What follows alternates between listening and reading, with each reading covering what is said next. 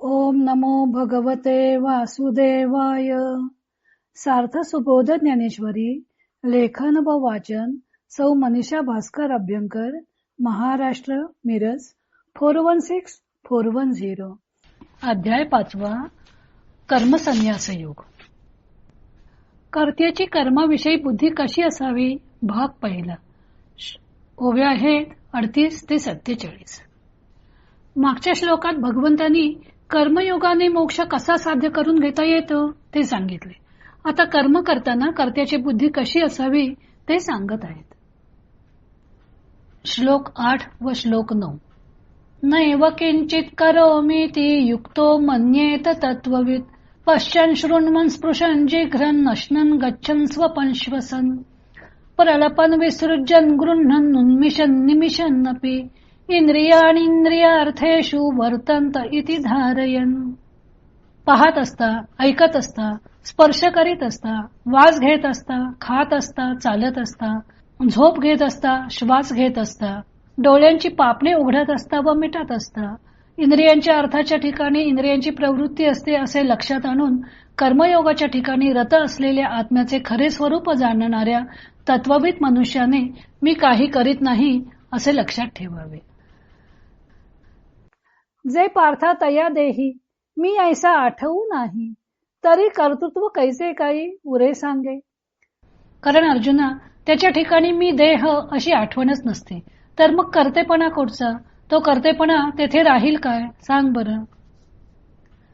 तैसे तनु त्यागे विण अमूर्ताचे गुण दिसती संपूर्ण योगयुक्त.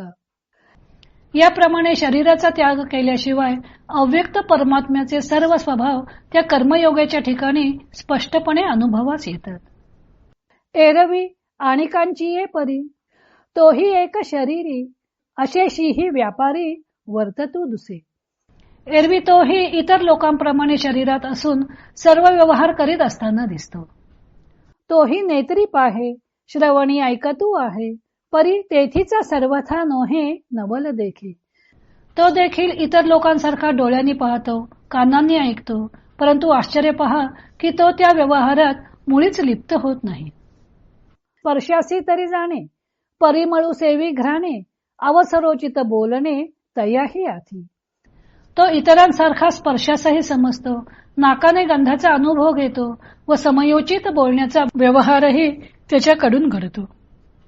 आहारा ते स्वीकारी त्याज्यावे ते परिहारी, निद्रेची अवसरी निधीजे सुखी. आहाराचे सेवन करतो, टाकायचे ते टाकतो व झोपेच्या वेळेला समाधानाने झोप घेतो. आपुलेनी इच्छावशे तोही गा चालतो दिसे, पै सकळ कर्मायसे राहाटे कीर. तो आपल्या इच्छेनुरूप चालताना दिसतो, असे तो सर्व कर्मांचे खरोखर आचरण करतो. हे सांगो काही एकैक देखे श्वासोच्छ्वासाधिक आणि निमिषोनिमिष आदी करून. हे एक एक काय सांगावे पहा. श्वास घेणे व सोडणे आणि पापण्यांची उघडझाप करणे इत्यादी कर्मे. पार्था तयाचे ठाई हे आघवेची आथी पाही, परी तो करता नव्हे काही प्रतीती बळे. अर्जुना, त्याच्या ठिकाणी ही सर्वच असतात असे समज, परंतु तो आपल्या अनुभवाच्या सामर्थ्यावर यांचा करता मुळीच होत नाही. जे भ्रांती सेजे सुतला तै स्वप्न सुखे भूतला, मग तो ज्ञानोदयी चेईला म्हणोनिया. ज्यावेळी भ्रांतिरूप अंथरुणावर झोपला होता त्यावेळी तो स्वप्नाच्या सुखाने घेरला होता, मग ज्ञानाचा उदय झाला असताना जागा झाला म्हणून तो आपल्याला करता समजत नाही. मागील श्लोकात सांगितलं की कर्मयोग साध्य झालेल्या मनुष्याला कर्माचा लेप लागत नाही. जन्माला आल्यानंतर वास्तविक देहाकडून कर्मे घडतच असतात आणि प्रत्येक कर्मात काही ना काहीतरी वैगुण्य असतेच. अशा परिस्थितीत वैगुण्य असलेले कर्म करत असताना त्या कर्माचे पाप आणि पुण्य लागणार नाही का.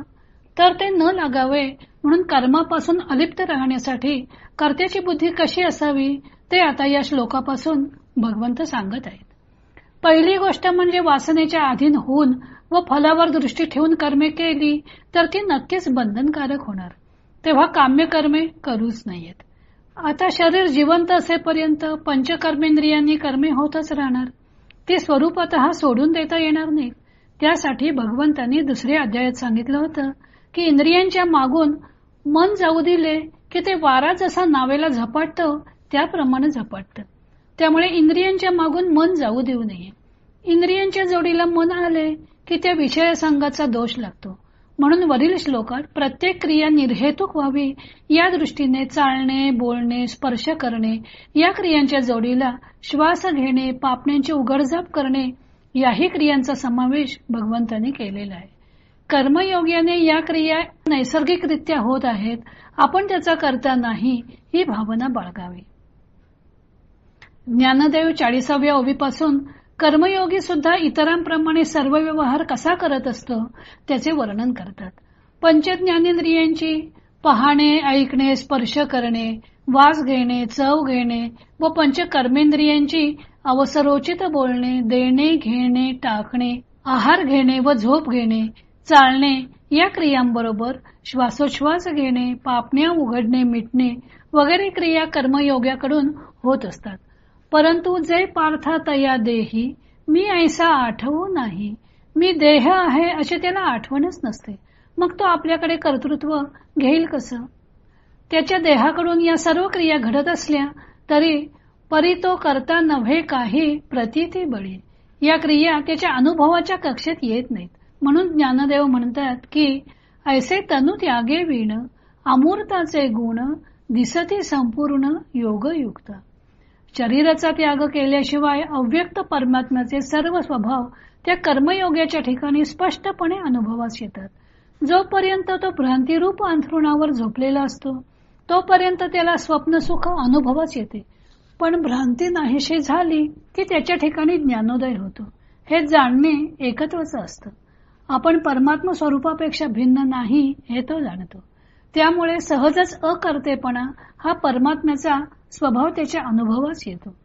आता नैसर्गिक क्रिया त्यात बुद्धी गुंतवून न ठेवता अलिप्तपणे करता येतील, पण यज्ञादी शास्त्रोक्त कर्मे अलिप्तपणे कशा प्रकारे करावीत या शंकेचे निरसन श्रीकृष्ण पुढील श्लोकात करणार आहेत. तो भाग आपण उद्या पाहू.